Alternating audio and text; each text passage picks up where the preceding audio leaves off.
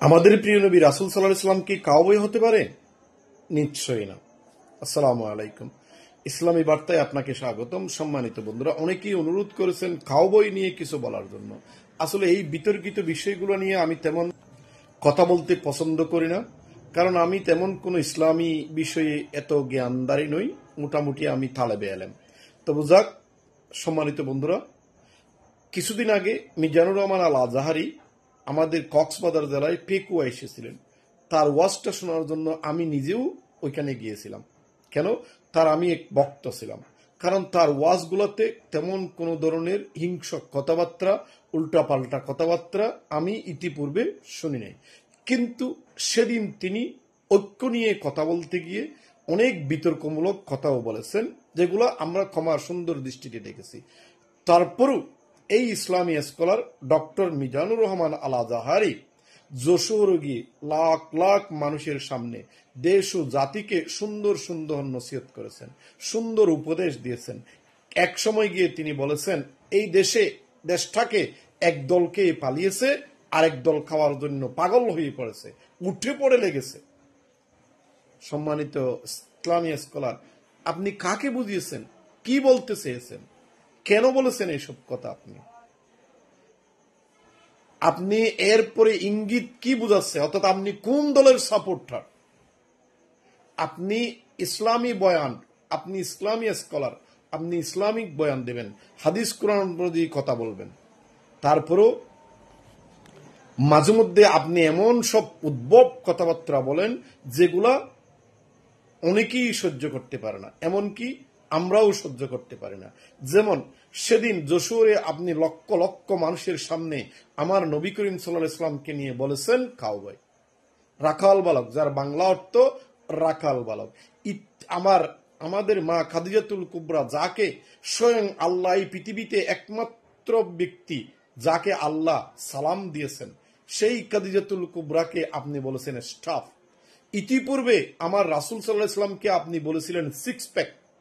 এটা নিয়ে অনেক সমালোচনার সম্মুখীন হয়েছিলেন এবং ক্ষমাও চেয়েছিলেন। এবং আমাদের মা খাদিজাতুল কুবরাকে নিয়ে বলেছিলেন ভার্জিন নন, ইনটেক নন। এইসব অনিসলামিক শব্দ, এইসব উদ্ভব শব্দগুলো আপনি নবী রাসূল সাহাবীদের নিয়ে বলেছেন।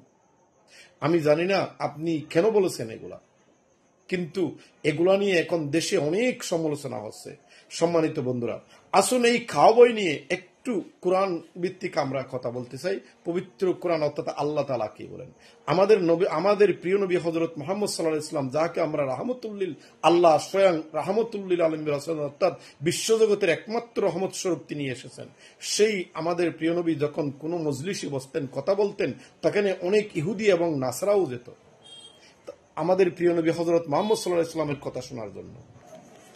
আমাদের প্রিয় নবী হযরত মুহাম্মদ সাল্লাল্লাহু আলাইহি ওয়াসাল্লাম যে নসিহতগুলো করতেন, পিছনে যদি অনেক মানুষ হয়ে যেত তাহলে অনেকেই শুনতে পেত না। তখন ওনারা বলতো রায়না, অর্থাৎ আমাদের প্রতি দৃষ্টি দিন, আমাদের প্রতি কৃপা দৃষ্টি দিন। এভাবে বলতে বলতে অনেক মুসলিমও না বুঝলে, অর্থাৎ কথাটা দ্বিতীয়বার শুনতে চাইত। আমাদের মুসলিমরাও বলতে শুরু করলো রায়না। কিন্তু এক সময় গিয়ে এই রায়না শব্দকে ইহুদি খ্রিস্টানরা বিকৃত করে ফেলে। অর্থাৎ এভাবে বলতো, যার অর্থ দাঁড়াতো রাখাল বালক, কাউবয়। তখনই স্বয়ং আল্লাহ নির্দেশ দিয়েছেন রাসূল সম্পর্কে অনৈতিক শব্দ ব্যবহার না করার জন্য। আল্লাহ স্বয়ং নির্দেশ দিয়েছেন সূরা বাকারা 104 নম্বর আয়াতে। আল্লাহ বলেছেন, তোমরা রায়না, এই উদ্ভব শব্দ, হে মুমিনগণ, তোমরা রায়না বলো না, তোমরা বরং উনজুর না বলো। তার মানে আল্লাহ নির্দেশ দিয়েছেন রাসূল এবং তার বিবি সাহাবীদের বিষয়ে কোন ধরনের উদ্ভব এবং খারাপ শব্দ চয়ন না করার জন্য। এটা আল্লাহর নির্দেশ। কেন? ইহুদিরা এগুলা নিয়ে বিকৃত করত, নাসারারা এগুলা নিয়ে বিকৃতি করত। সম্মানিত বন্ধুরা, প্রিয় শায়েখ ডক্টর মিজানুর রহমান আল আজাহারি হয়তো ওই যে যখন নবী করিম সাল্লাল্লাহু আলাইহি ওয়াসাল্লামকে আপনি সিক্স প্যাক বলেছিলেন, সেই বিষয়ে যখন আপনি ক্ষমা চাইছিলেন, হয়তো এই বিষয় নিয়ে একসময় আপনি ক্ষমা চাইবেন। কিন্তু লক্ষ লক্ষ মানুষ যখন আপনার এই যে বিষয় নিয়ে এটা সমালোচনা করে আপনি যেমন একটি দলের পক্ষ হয়ে গুণগান গান, তখন মানুষ কি বুঝে নেয়? এটাকে মাহফিল হয়? মাহফিলের নাম করে আপনারা এগুলা কি করতেছেন? আমি জানি না আমার কথাগুলো অন্যকে কিভাবে নেয়। সম্মানিত বন্ধুরা, আমি বিনীতভাবে অনুরোধ করব আমার কথাগুলো টেনে উল্টা পুল্টা করে কেউ নিবেন না। ডক্টর মিজানুর রহমান আজহারীকে বোঝানোর মতো ক্ষমতা আমার 14 গোষ্ঠীর নেই, কিন্তু উনি যে কথাগুলো বলেছেন কাওবায়, পবিত্র কোরআনের সূরা বাকারার 104 নম্বর আয়াতে আল্লাহ তাআলা নির্দেশ দিয়েছেন নবী করিম সাল্লাল্লাহু আলাইহি ওয়াসাল্লাম সম্পর্কে কোন ধরনের উল্টা পুল্টা শব্দ চয়ন ব্যবহার না করার জন্য। আমি শুধু এই কথাটাই আপনাদের সম্মুখে মনে করিয়ে দেওয়ার জন্য এই কথাগুলো বলেছি। যদিও আমারও ভুল হয়ে থাকে, আমি ক্ষমা চেয়ে নিচ্ছি। সম্মানিত বন্ধুরা, আসুন আমরা আমাদের নবীকে সম্মান করি। আমাকে নবীকে পেলেই আমরা আল্লাহকে পাবো।